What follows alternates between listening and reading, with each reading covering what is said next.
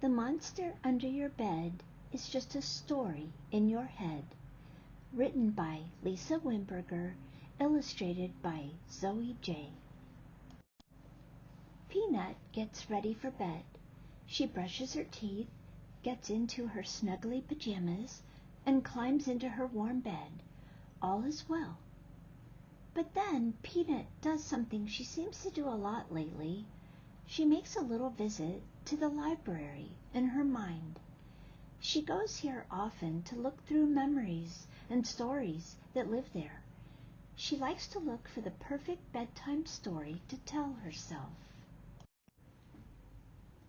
Strangely, the library is a very big place inside her child-sized head.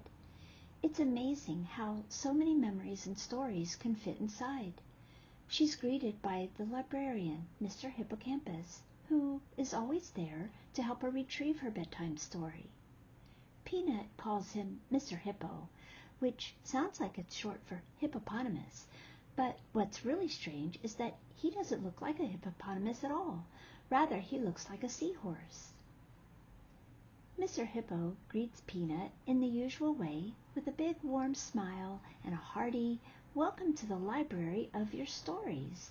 Which story would you like to read today?" Mr. Hippo is so helpful. Anytime Peanut wanted to remember something, he's always there helping. Would you like the story of the time you got a big hug from your mother? Or would you prefer the story of the time when you ate so much yummy food your belly made you happy? Asks Mr. Hippo. Even though Peanut really loves the stories that make her feel warm and fuzzy, it seems that before she knows it, she asks for a very different sort of story, the one about the big, scary monster that lives under her bed. Now, Peanut knows that a big monster could never fit under her bed, and even though her parents tell her many times that it isn't real, she spends a lot of time feeling scared of this story anyway.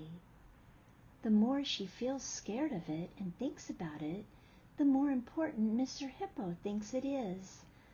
Wanting to be a helpful librarian, Mr. Hippo keeps this important story handy and waiting for Peanut anytime she visits the library. Mr. Hippo simply wants to do a good job, giving Peanut the stories she asks for the most.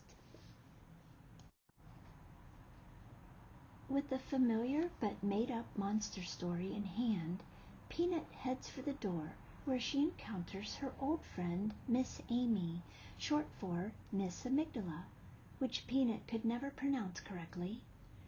Miss Amy looks strangely like a plump almond.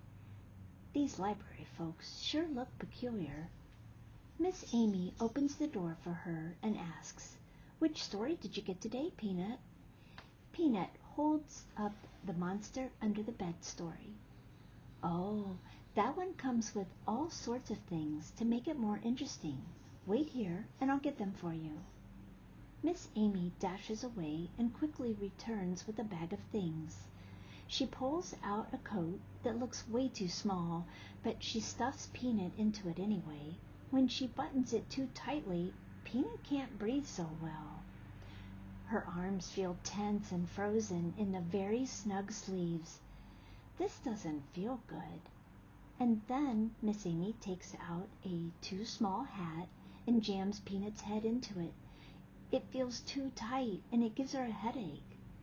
Yuck, this doesn't feel good at all.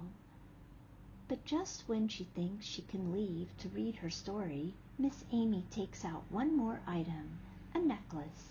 She places it on Peanut's neck, but it, too, is very small and pinches a bit so that Peanut can't swallow well. Miss Amy says, "Now you are ready to read the story and feel all of the feelings that make this monster story seem real." Peanut feels tight, stuck, unable to breathe easily or swallow, with a terrible headache. Yes, Peanut feels stress and fear, and this seems very familiar when she thinks about each time she reads this very same story. Even though Miss Amy helps her feel this way, she's not a mean person. She is just doing her job to make the story more real. But she gives Peanut some great advice before she leaves. Peanut, remember that once you stop reading this story, I'll take back all of the items and you can go back to feeling calm, breathing deeply, and thinking clearly, like the way you feel when you aren't feeling fear. Peanut asks, "When will that be?" "Whenever you are ready to read a different story," answered Miss Amy. Peanut wonders why she keeps reading the scary story instead of some of the ones that make her feel good. And precisely when she thinks this, Miss Amy adds, "Sometimes the scary stories are easier to retrieve because they come with strong feelings, and strong feeling stories are filed up front in the library, so Mr. Hippo doesn't have to go too far to get them for you." Peanut stops for a moment and asks, "What if I don't want to read this story anymore, but it's up front? How do I get a different story to be filed up front so Mr. Hippo gets that one easily?" Miss Amy smiles her biggest, warmest smile. "That is a great question, and one of life's most precious secrets. Do you think you are ready to learn such a precious secret?" With all her heart, Peanut nods yes. Miss Amy steps in closer, kneels down, and takes Peanut's hands. "Listen carefully," she says. "You have read this particular story many times. The more you do anything, the easier it is to do that thing. So getting this story and feeling scared is now easy for you. That's exactly what happens when you practice being scared. So now you have to practice feeling safe, warm, and cozy. You have to choose a different story and tell it to yourself many times for it to be practiced enough to be easy. You have to stop all throughout that warm story and ask, what types of things can your body feel during this story? Let's try that together. When you think of the story of when you got your biggest hug, what did your belly feel like?" Peanut takes a moment and answers, "Warm, calm, and full." "Great," says Miss Amy. "Now let's spend a few moments with our eyes closed, practicing feeling warm, calm, and full in the belly." After a few moments of imagining this, Peanut begins to feel it. "What else might you feel when getting your biggest hug?" Peanut answers, "Protected and safe and soft in my chest." And then Miss Amy asks Peanut to close her eyes and practice that. After a few more minutes, Peanut is breathing deeply and feeling safe.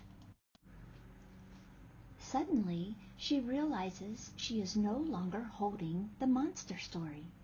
The too small coat is gone, her necklace and hat disappear. Confused, she asks what happened.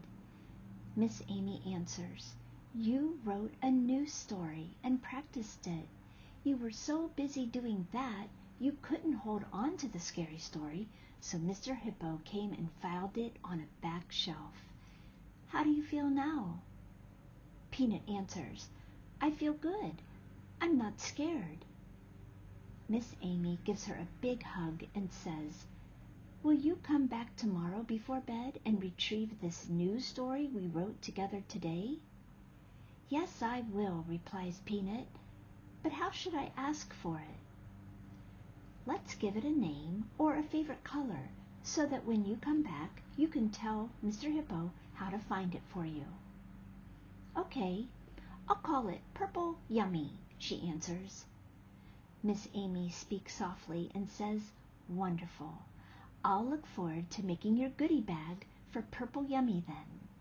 She leans in to give Peanut a kiss on the top of her head, and before you know it, Peanut is fast asleep. please feel free to press pause and read this very helpful parent guide and practices.